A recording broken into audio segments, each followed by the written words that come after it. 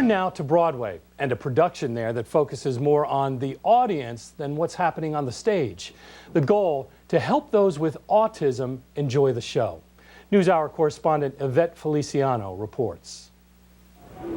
This might look like a typical Saturday matinee on Broadway, but the fact that Anne-Marie Scotti is here with her son Nick tells you it's anything but. Hey Nick, you ready? And tickets for this particular performance weren't available to the general public. They were only sold to families like hers. Why? Because this performance of Spider-Man Turn Off the Dark was specially tailored for people with autism. People like 10-year-old Nick Scotti, who often has a very difficult time going to any kind of show. When you're on the spectrum, some kids either flap their hands or scream.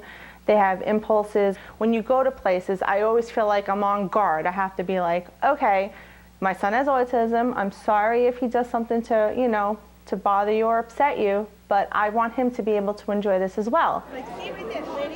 Anne-Marie Scotti says her family has walked out of performances wasting hundreds of dollars because of disapproving stares and comments from other audience members. Nick actually wanted to see Spider-Man in the worst way, and that, I gotta tell you, is one play I was not gonna go take him to. That's where the Theater Development Fund stepped in.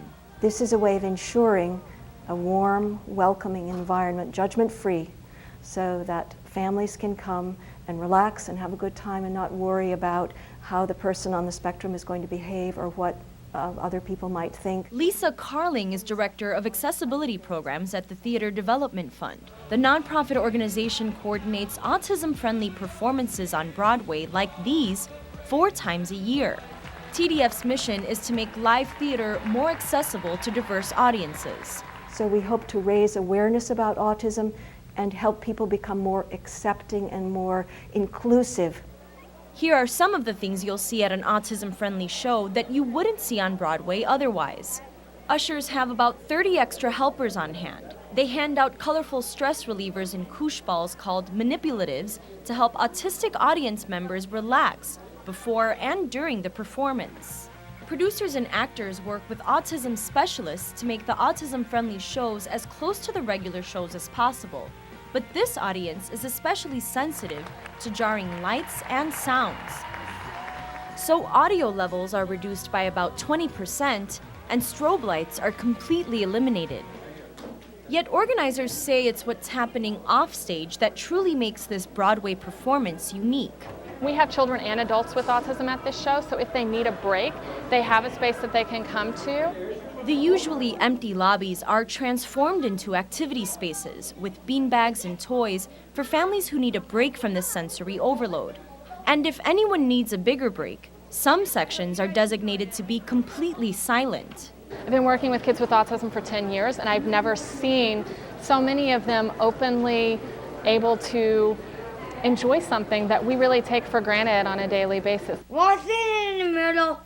For weeks before this special performance, the Theater Development Fund was already helping Nick Scotti ease into this new experience by making customizable social stories available on its website. Here's the lobby. Do we walk or do we run? What do we do? Walk. We're gonna walk, right? Even with the changes to the show, Nick had a hard time getting through the first act, but he was allowed to leave the theater as much as he needed to. Is it different than other times? Oh yeah, it's definitely different, because if you were in a regular play, you'd be kicked out by now, if your kid wasn't quiet enough. So everyone here is great. All the volunteers have been great with my kids, so I couldn't ask for a better day. This is PBS NewsHour Weekend Saturday.